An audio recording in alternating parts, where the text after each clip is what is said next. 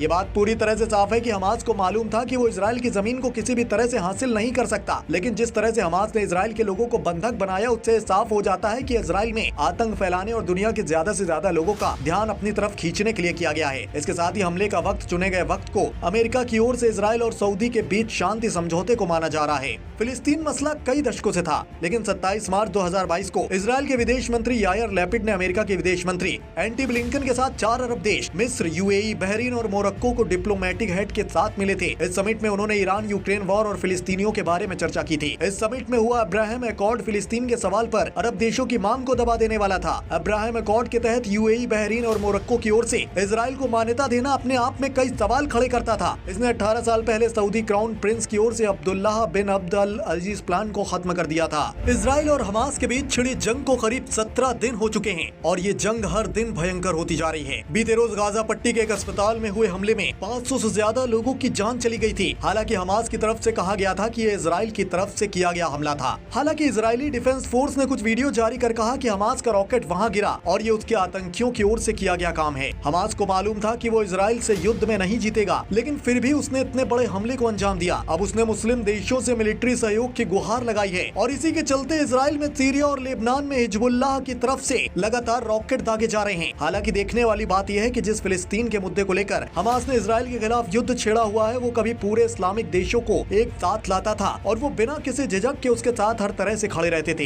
हालांकि आज हालात बदल गए हैं, क्योंकि अब हमास के साथ हिजबुल्लाह जैसे आतंकी संगठन या ईरान और सीरिया जैसे देश को छोड़कर कोई भी बड़ा इस्लामिक मुल्क खुलकर सामने नहीं आ रहा। क्यों कोई बड़ा इस्लामिक मुल्क उसके साथ नहीं खड़ा? ये सब बातें मिडिल ईस्ट में एक नए समीकरण को बयां कर रही हैं, जिसको लेकर कहा जा सकता है कि क्या इस्लामिक देशों का रुख इजराइल को लेकर वाकई बदल गया है। इस बात को जानने के लिए जानना बहुत जरूरी है कि हमास की तरफ से किस लिए ये हमला किया गया और इसको करने के लिए वक्त क्यों चुना गया। सऊदी से लेकर दूसरे अरब देशों को ये मालूम है कि उनकी अर्थव्यवस्था तेल से चल रही है और आने वाले समय में इसकी अहमियत कम हो जाएगी। इससे वो आईटी और मैन्युफैक्चरिंग में खुद को स्थापित करना चाहते हैं। इस बदलते बिजनेस मॉडल में उनको सबसे ज्यादा यूएस और इजराइल की जरूरत होगी। इसके साथ ही ईरान के बढ़ते परमाणु कार्यक्रम को देखते हुए सऊदी ने साफ कर दिया है कि अगर ऐसा होता है तो हम भी परमाणु हथियार बनाने में समय नहीं लगाएंगे। इसमें मदद हमारी यूएस करेगा। ऐसे में साफ है कि बाइडेन की इजराइल यात्रा से अरब देशों को साफ संदेश चला गया है कि अगर उनको यूएस की कोई मदद चाहिए तो वो